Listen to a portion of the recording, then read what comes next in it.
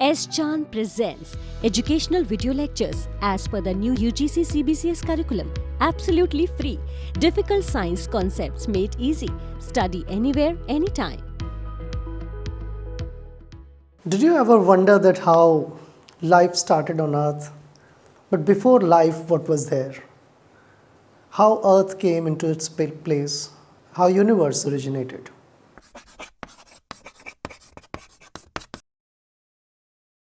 Welcome to S. Chand Academy. My name is Aditya and you will find answers to all these questions in this video. तो क्या आप जानते हैं कि universe की शुरुआत कैसे हुई? यूनिवर्स कहाँ से आया? यूनिवर्स से पहले क्या था? Although this is a very debatable topic and physicists will tell you more about this. इसके बारे में आपको ज़्यादा नॉलेज फिजिसिस्ट से मिलेगी. लेकिन हम एक जो कंसेंसस पर पहुंच सकते हैं, एक बात जो जानते हैं वो ये कि यूनिवर्स ओरिजिनली यहाँ पर सब एटॉमिक पार्टिकल्स थे जो एक बहुत बड़े एक्सपेंशन इवेंट जिसे कि हम बिग बैंग कहते हैं उससे शुरुआत हुई और उसके बाद धीरे धीरे चीज़ें कंडेंस हुई. ग्रेविटॉन्स नाम के पार्टिकल्स जो अभी भी हाइपोथेटिकल हैं, जिनके बारे में कम्प्लीटली नहीं पता है, they started to condense together and they made the first matter for these planets and these systems which later on developed stars, और स्टार से निकलने वाली जो डस्ट है that turned into stardust and formed planets. So we are going to talk all about how these things got developed और कैसे इसके बाद planets बने और उन्हीं planets में से एक अर्थ कैसे इस पर लाइफ की शुरुआत हुई, लाइफ लाइक कंडीशंस कैसे ओरिजिनेट हुई. अगर आप इन टॉपिक्स के बारे में और जानना चाहते हैं तो एस चांद पब्लिशिंग की इन बुक्स को रेफ़र कर सकते हैं और अगर आपके पास इनकी हार्ड कॉपी नहीं है तो ई बुक का लिंक डिस्क्रिप्शन बॉक्स में दिया हुआ है जिससे आप ई बुक्स पढ़ सकते हैं.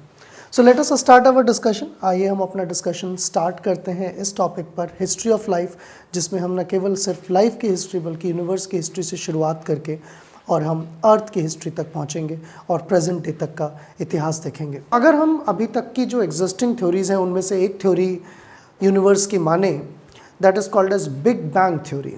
बिग बैंग थ्योरी का मतलब है कि यूनिवर्स की शुरुआत जो हुई थी एक बहुत बड़े धमाके के साथ हुई थी. I mean everything was condensed in a small space. पूरा यूनिवर्स एक छोटे से स्पेस में कंडेंस था and that has got all these elementary particles and suddenly it erupted, it started to expand. ये धीरे धीरे एक्सपैंड होने लगा and all those particles which were released from it, इस धमाके से जो भी चीज़ें बनी, these were all basic elementary particles. ये सारे elementary particles थे. They started to emerge further and वो throughout the space, जो empty space था उसमें expand होने लगे.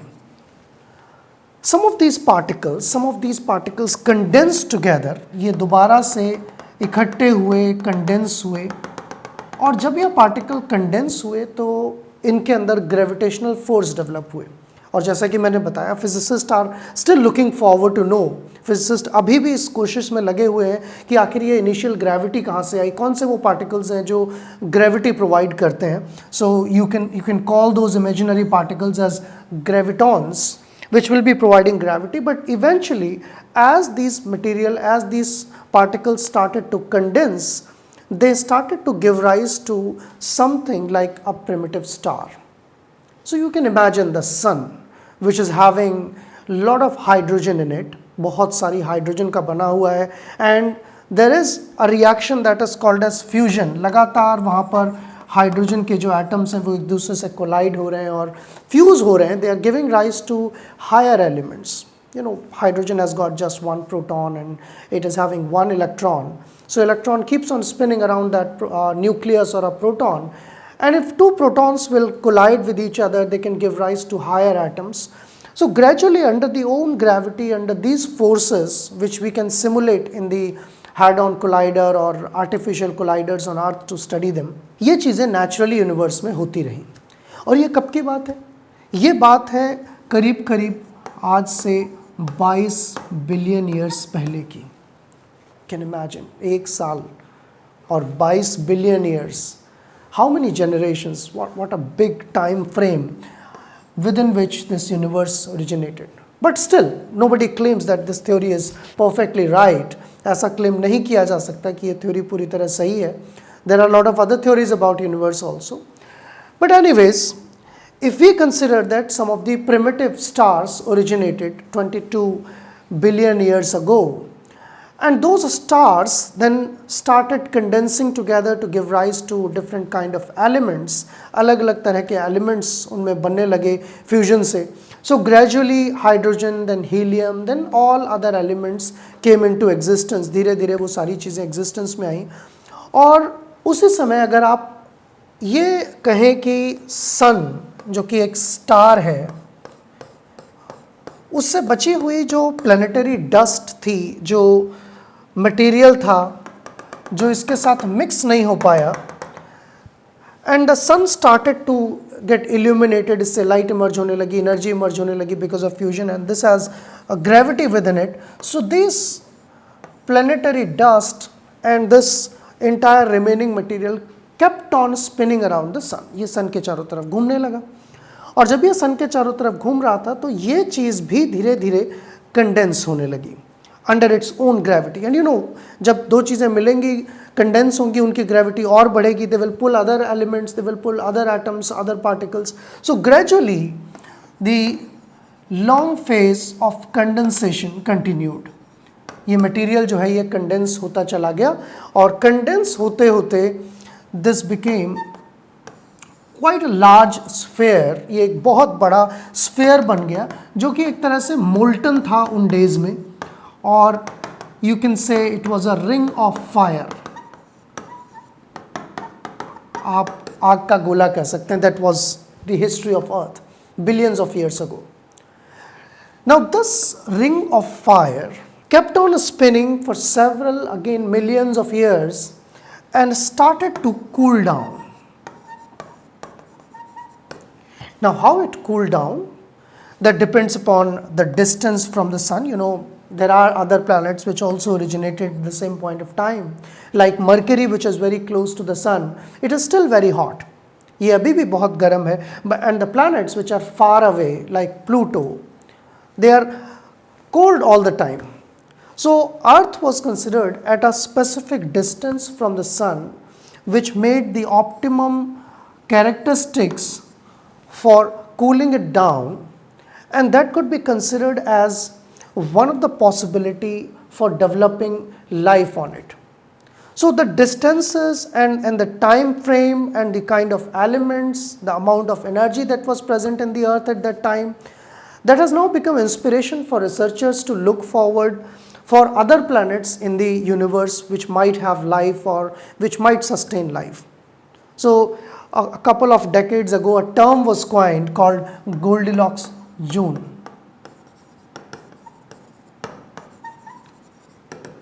So Goldilocks zone is a specific type of zone anywhere in the exosphere in the universe which provide the minimum conditions for sustaining life.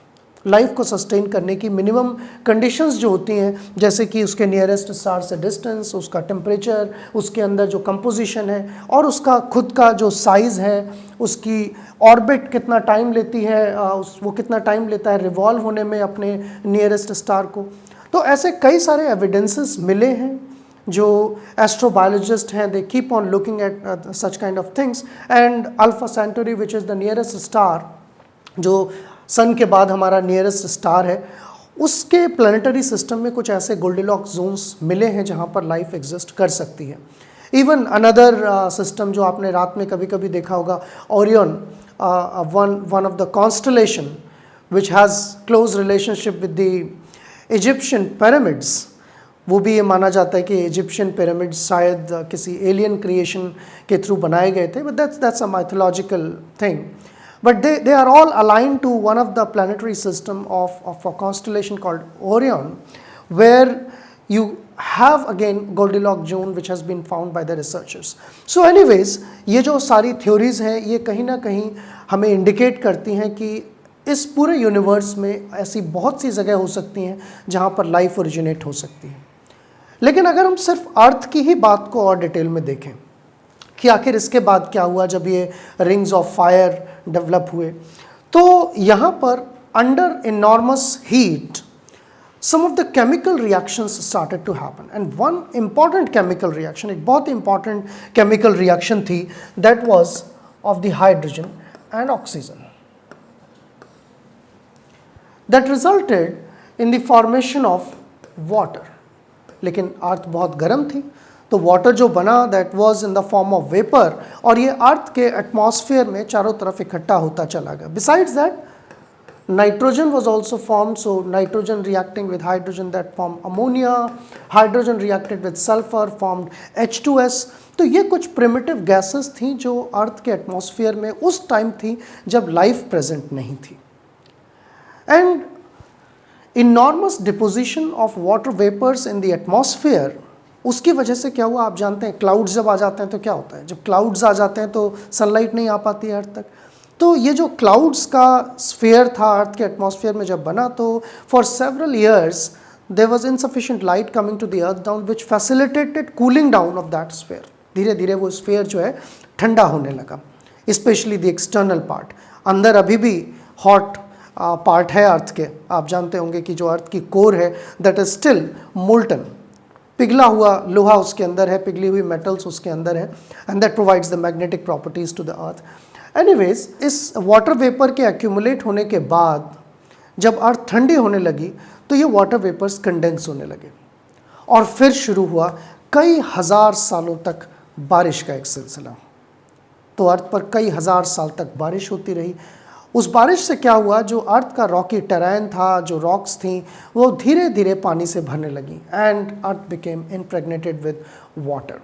Some colder parts like poles, they deposited water in the form of ice. इसीलिए आप जानते हैं कि आज भी exobiology की जो research होती है, जो लोग मार्स पर जाने की कोशिश कर रहे हैं, मून पर जाने की जो कोशिश की गई थी, उन सभी चीज़ों में जो पहला ऑब्जेक्टिव था that was the search for ice. इन प्लैनेट्स पर आइस की सर्च करना, क्योंकि आइस होगी, वाटर होगा, वही प्रिमिटिव लाइफ फॉर्म को ओरिजिनेट करने में मदद कर सकता है. So at the time of about 4.5 billion years, करीब आपसे मैंने बताया कि 22 बिलियन ईयर्स पहले यूनिवर्स आया, लेकिन करीब लगभग 5 बिलियन ईयर्स पहले अर्थ पूरी तरह बन चुकी थी. But at that time was life present? No. जो ओल्डेस्ट रॉक अभी तक देखी गई हैं, they are approximately 4.5 to 4.3 billion years old. Life form आने में करीब और भी 700-800 मिलियन ईयर्स लगे. तो आखिर ऐसा क्या था कि लाइफ क्यों डेवलप नहीं हुई? इन चीज़ों को डिस्कवर करने के लिए कुछ प्रिमिटिव हाइपोथेसिस दी गई. हम उन हाइपोथेसिस की बात करेंगे एक छोटे से ब्रेक के बाद. Hello everyone, I am Dr. Seema Thakran. In semester 1, we covered limit and continuity, differentiability, asymptotes, tangents and normals, curve tracing. Now in semester 2, I will be covering differential equations and partial differential equations. There are number of differential equations, so we will be learning how to find solutions for particular differential equations. Then we will come to partial differential equations, and this topic is very important. If we see the applications, real life applications of this differential equation and partial differential equations, one of the applications are like circuits. We have any circuit we can write in a form of a differential equation, and then we can solve the circuit. Then Newton's law of cooling is completely based on differential equations. Then coming to heat flow, that is also completely based on differential equations. Stay connected with S Chand Academy. Don't forget to share, like and subscribe S Chand Academy, and don't forget to press the bell icon also for the future updates. Thank you.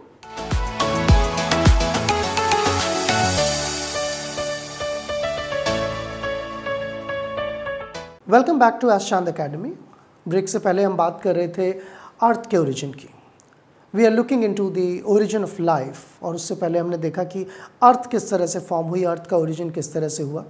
लेकिन अब हम बात करेंगे कि अर्थ पर जो life I उसके पीछे कौन कौन सी थ्योरीज हैं. So before actually the scientific exploration started, there were a lot of other theories. You might be knowing about the religious things. बहुत सारे religious text में life के origin की बात कही गई है. कई सारे रिलीजन्स में बोला गया है कि life took about 7 days consecutive days to form everything. पहले दिन ये बना, दूसरे दिन ये बना, तीसरे दिन ये बना। तो these all theories were called as biogenesis theories. या फिर all of a sudden, life all of a sudden आ गई। ह्यूमंस जो थे शुरू से ही प्रेजेंट थे, सारी लाइफ फॉर्म्स एक साथ आई। एक दिन ह्यूमंस आए, एक दिन एनिमल्स आए, एक दिन बाकी चीज़ें आई। और इन्हीं से इंस्पायर्ड कुछ पहले की थ्योरीज थी, बायोजेनेसिस थ्योरी, जिसमें ये कहा गया था कि लाइफ प्रिमिटिव लाइफ से आई थी। यानी कि इनफैक्ट कुछ लोगों ने तो ऐसे भी कहा था कि अगर आप एक पसीने से भरी हुई शर्ट को कहीं कोने में हस्क के साथ रख देंगे तो उसमें चूहे पैदा हो जाते हैं। So that was beginning of a concept of abiogenesis. वहाँ से शुरुआत होती है एबायोजेनेसिस की। यानी कि कुछ लोगों का मानना ये था कि life all of a sudden नहीं आई, लाइफ जो है प्रिमिटिव लाइफ फॉर्म से नहीं आई। कहीं ना कहीं अगर अर्थ पर इनऑर्गेनिक चीज़ें थीं, नॉन लाइफ फॉर्म्स थीं, तो उन्होंने ही धीरे धीरे लाइफ को बनाया। सो दिस बायोजेनेसिस थ्योरीज और sudden, all of a sudden origin, ये सारी थ्योरीज जो हैं, these were strongly rejected by the researchers. And what is widespread and what is accepted nowadays are theories of biogenesis. What is widespread? They are called as theories of abiogenesis. Now what these theories of abiogenesis suggest, ये जो abiogenesis की theories हैं, ये क्या suggest करती हैं? That the life had inorganic origin. आपको याद होगा हमने ब्रेक से पहले बात की थी कि जो अर्थ का अर्ली एटमॉस्फेयर था, that contained a lot of hydrogen, that contained lot of ammonia, that contained water vapours, hydrogen sulphide. So it is believed that the early environment was highly reducing. बहुत ज़्यादा reducing environment था early environment earth का. So could these things had combined together to give rise to biomolecules? क्योंकि आप अगर biology पढ़ते हैं, biomolecules के बारे में पढ़ते हैं, तो आप जानेंगे कि CHNOPS, these are the elements across the entire periodic table which are abundant in biological life forms. And among these, majority of them were present in great abundance. इनमें से बहुत सारे एलिमेंट्स जो हैं वो अबंडेंस में प्रेजेंट थे early stage में जब लाइफ नहीं थी. तो क्या यही चीज़ें आपस में मिली होंगी और इन्होंने मिलके ऑर्गेनिक मॉलिक्यूल्स बनाए होंगे जो कि लाइफ फॉर्म्स के लिए रिस्पॉन्सिबल होते हैं? What do we have in our body? हमारे शरीर में अगर बायोकेमिकल लेवल पर देखें तो कौन से मॉलिक्यूल होते हैं? We have carbohydrates which are made up of carbon, hydrogen and oxygen. We have proteins which are made up of carbon, hydrogen, nitrogen, sometimes sulphur. Nucleic acids which contain nitrogen, carbon, oxygen. And lipids, they contain carbon, hydrogen and oxygen. तो ये सारे molecule जो हैं इन basic elements से बन सकते थे, but किसी न किसी कैटलिस्ट की ज़रूरत तो होती.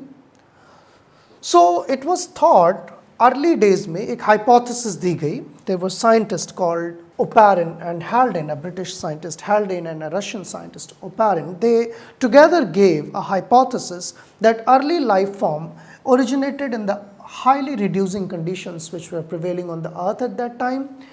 And as there was abundant hydrogen, methane, ammonia, as well as मैंने आपको बताया कि उस टाइम पर बहुत क्लाउडी इन्वायरमेंट हुआ करता था, क्लाउड्स आपस में टकराते थे, उनमें स्टैटिक चार्ज हुआ करता था और उसकी वजह से बिजली कड़कती थी. आज भी आप देखते हैं वो चीज़ें, बट उतनी फ्रिक्वेंट नहीं होती हैं. We have that as a seasonal variation. तो उस टाइम पर प्रेजेंट इलेक्ट्रिक स्पार्क्स ने कहीं ना कहीं एक कैटलिस्ट की तरह काम किया होगा. They might have behaved as a catalyst and then they might have led to the formation of some primitive biomolecules from these elementary molecules. So this hypothesis of Oparin and Haldane that was tested in 1952 by another pair of scientists called Harold Urey and Miller. Miller ने यूरे के guidance में एक बहुत ही famous experiment किया which became very popular, and that was a great evidence of this hypothesis of abiogenesis, that how life originated, how biomolecules originated.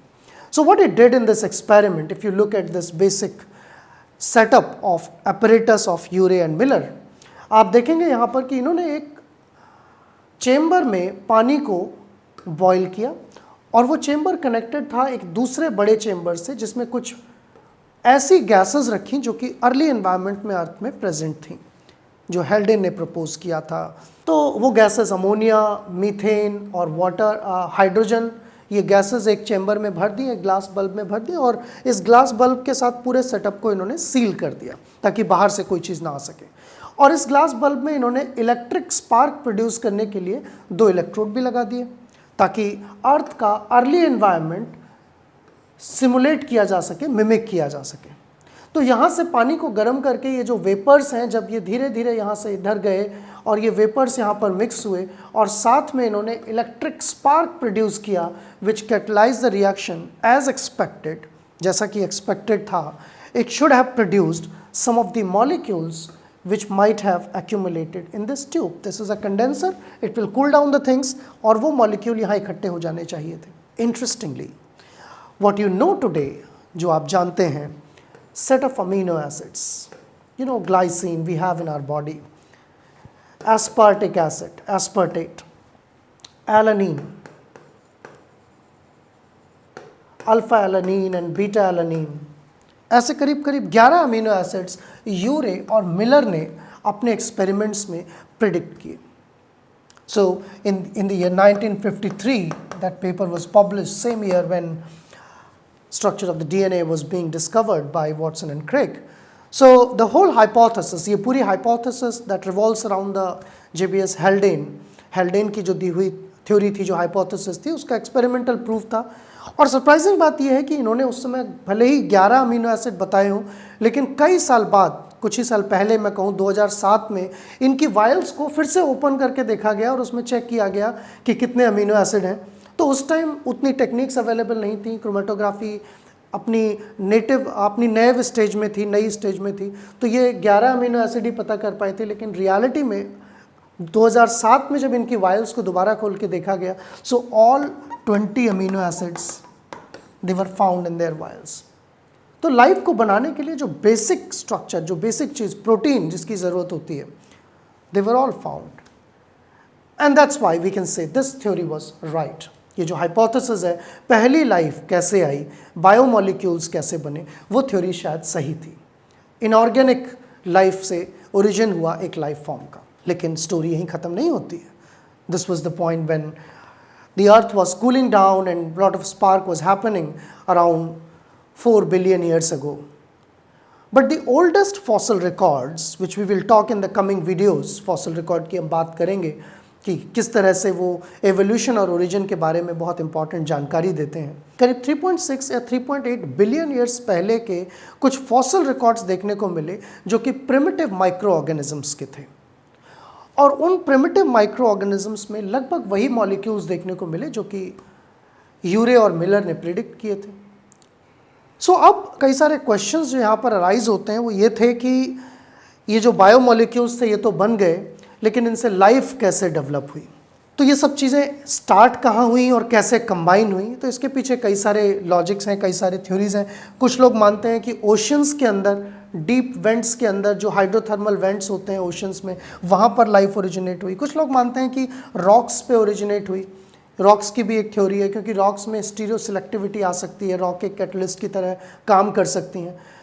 या फिर कुछ लोग एक और दूसरा थ्योरी भी अज्यूम करते हैं कि लाइफ यहाँ ओरिजिनेट ही नहीं हुई, बल्कि लाइफ कहीं बाहर, अर्थ से बाहर ओरिजिनेट हुई, और वहाँ से किसी मेटेओराइट के थ्रू, आसमान से जब उल्का पिंड गिरते हैं, आप देखते हैं रात में कभी कभी, तो मेटेओराइट्स के थ्रू लाइफ अर्थ पर आई। और इसका एक बहुत स्ट्रॉन्ग एविडेंस भी है।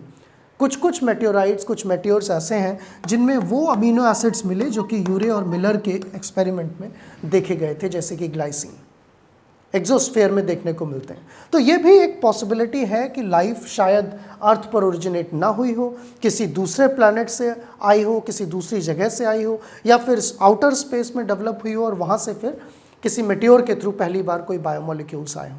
Anyways, this thing is not very clear and very strong evidences are not available to support any of these things.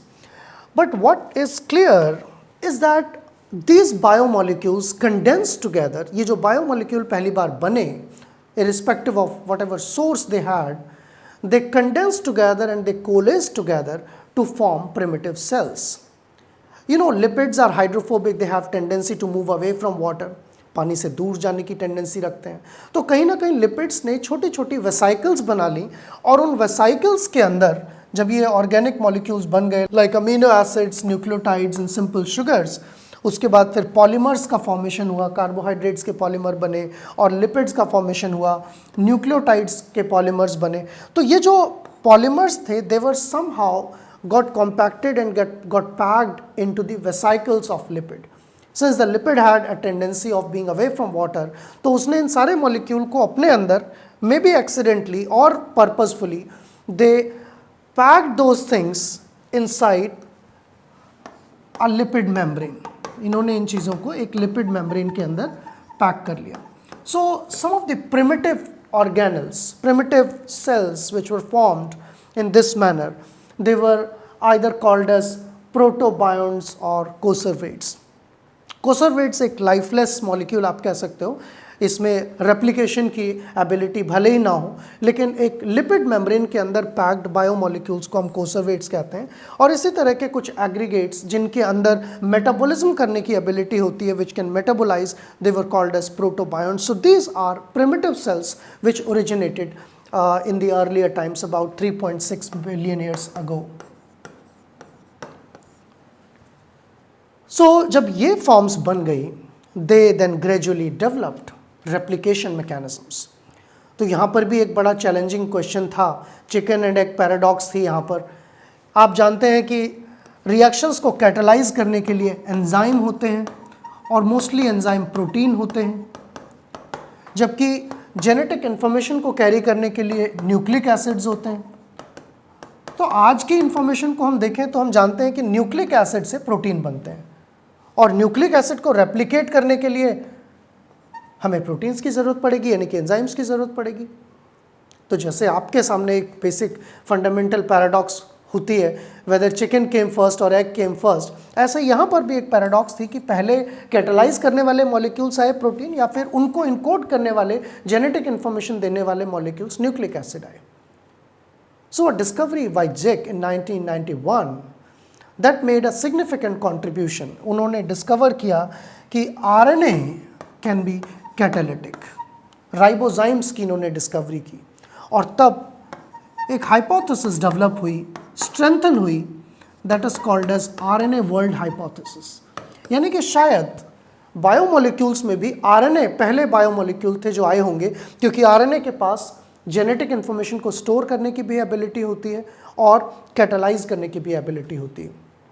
So maybe the most primitive cells would have had RNA in them and they had started to replicate with the self catalysis. इनके पास catalytic abilities भी थी और ये replicate करने के भी capable थे। तो इससे फिर धीरे धीरे सेल्स का रेप्लिकेशन शुरू हुआ, यानी कि जो रिप्रोडक्शन है वो शुरू हुआ और सेल्स ऑटोनोमसली रेप्लिकेट होकर नई सेल्स बनाने लगी। There are other theories also, और भी थ्योरीज हैं, जैसे कि मेटाबॉलिज्म फर्स्ट थ्योरी भी है। उसके अकॉर्डिंग रेप्लिकेशन से पहले मेटाबॉलिज्म का डेवलपमेंट हुआ, पहले एटीपी का डेवलपमेंट हुआ ताकि सेल्स अपने आप को सस्टेन कर सकें, एनर्जी प्रोड्यूस कर सकें। But somehow these cells started to sustain in those environment, उन environment में अपने आप को sustain करने लगे और gradually आप अगर प्रेजेंट डे की बात करें तो ये वो लाइफ फॉर्म थी जो आज भी एक्सट्रीम एनवायरनमेंट में देखने को मिलती हैं, जैसे कि आर्की बैक्टीरिया। बहुत ही हाईली एसिडिक एनवायरनमेंट में, हाई टेम्परेचर्स पर, इन सब जगह आज भी कुछ बैक्टीरिया सर्वाइव कर सकते हैं जो कि प्रिमिटिव अर्थ की तरह कंडीशंस थी।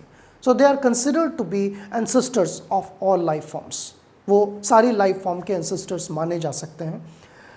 देन ग्रेजुअली व्हाट हैपेंड, इसके बाद जो चीज़ें हुई, जो प्रोकैरियोटिक सेल्स थी जिनमें न्यूक्लिक एसिड स्कैटर्ड थे साइटोप्लाज्म में, शायद कहीं ना कहीं उन सेल्स में कंपार्टमेंटलाइजेशन स्टार्ट हुआ, क्योंकि उन सेल्स में सेल के अंदर ही फंक्शनल डिवीजन होने लगे कि अच्छा ये पार्ट जो है ये जेनेटिक इन्फॉर्मेशन कैरी करता है, दूसरे पार्ट को एनर्जी जनरेट करनी है। तो लिपिड की और मेम्ब्रेन का बनना शुरू हुआ and that process was called as compartmentalisation which made the cells more and more efficient. ये सेल और एफिशिएंट होने लगी। Another theory says that somehow one cell engulfed another cell. एक बड़ी सेल ने दूसरी सेल को इनगल्फ कर लिया और वो जो दूसरी सेल थी वो कहीं ना कहीं प्रोकैरियोटिक थी। सो वो जो प्रोकैरियोटिक सेल थी वो इस बड़ी सेल का एक ऑर्गेनल बन गया। Today what we have inside our cells called mitochondria and chloroplast, वो चीज़ें इस एंडोसिम्बायोटिक थ्योरी से एक्सप्लेन की जाती हैं और बहुत सारे एविडेंसेस भी हैं इस बात के लिए। माइटोकॉन्ड्रिया के अंदर जो डीएनए होता है, क्लोरोप्लास्ट के अंदर जो डीएनए होता है, क्लोरोप्लास्ट के अंदर और माइटोकॉन्ड्रिया के अंदर जो राइबोसोम्स होते हैं वो बिल्कुल प्रोकैरियोट से मैच करते हैं, यानी कि बैक्टीरिया से मैच करते हैं। तो ये मिनिएचर बैक्टीरिया थे जो कहीं ना कहीं दूसरी सेल के अंदर आ गए और इनसे बनी higher cells which we call today as eukaryote. Prokaryote से यूकैरियोट का डेवलपमेंट हुआ। फिर धीरे धीरे एक जगह पर जब सेल्स इकट्ठी होने लगीं तो जैसा कि आप जानते हैं कि यूनिटी होगी तो ज़्यादा एफिशिएंसी होगी, सर्वाइवल ज़्यादा अच्छा होगा। सो ग्रेजुअली ये सेल्स डिवाइड होकर एक जगह इकट्ठी होने लगी और जब ये सेल्स एक जगह इकट्ठी होने लगी तो इस तरह का कुछ डेवलपमेंट हुआ कि क्यों ना डिवीजन ऑफ लेबर कर लिया जाए। जैसे आप अगर एक ऑफिस में काम कर रहे हैं और कई सारे लोग हैं तो एक ही काम को करने के बजाय आप अपना डिवीजन कर लेंगे कि अच्छा आप ये काम करो, आप ये काम करो, आप ये काम करो, तो वर्क एफिशिएंटली हो जाएगा। So it's a natural tendency and it can be explained by the laws of physics and chemistry that division of labour would have been beneficial for the survival.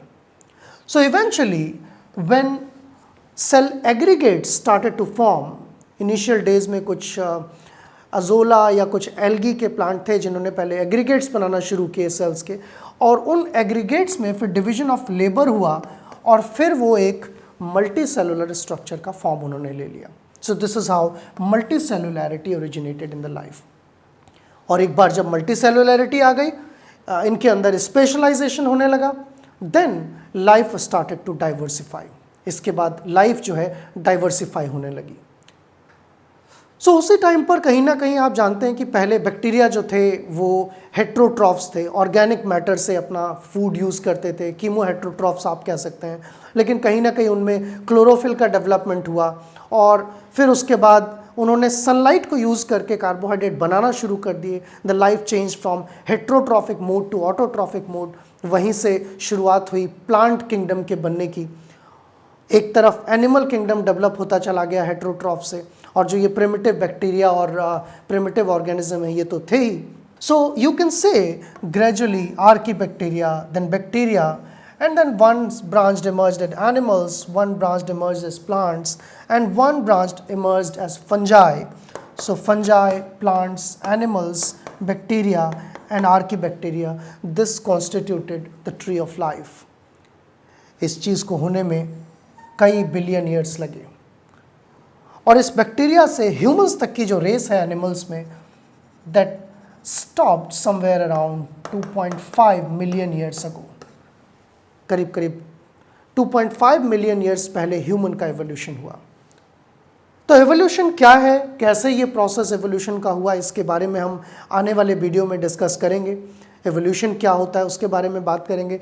But this video was only about origin of life and I think you understood how life originated. मुझे लगता है अब आपको इस पूरे video के बाद ये समझ आ गया होगा कि पहली बार लाइफ फॉर्म कैसे ओरिजिनेट हुई और कैसे उनका आगे विकास हुआ।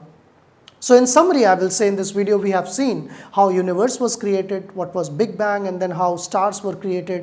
उसके बाद अर्थ का क्रिएशन कैसे हुआ, अर्थ के अंदर फिर धीरे धीरे इनऑर्गेनिक चीज़ों से कैसे लाइफ फॉर्म बनी, और हमने फेमस यूरे एंड मिलर का एक्सपेरिमेंट भी देखा which was a great evidence about the theory of abiogenesis. So I hope you enjoyed this video. आपको ये वीडियो अच्छा लगा होगा। अगर इस टॉपिक के बारे में आप और भी चीज़ें पढ़ना चाहते हैं तो एस चांद पब्लिशिंग की इन बुक्स को रेफ़र कर सकते हैं, और अगर आपके पास इन बुक्स की हार्ड कॉपीज़ नहीं है तो इन ई बुक्स का लिंक डिस्क्रिप्शन बॉक्स में भी दिया गया है। If you are enjoying these videos, do share, like and subscribe to the channel, and you can press the bell icon for the regular updates. Thank you for watching.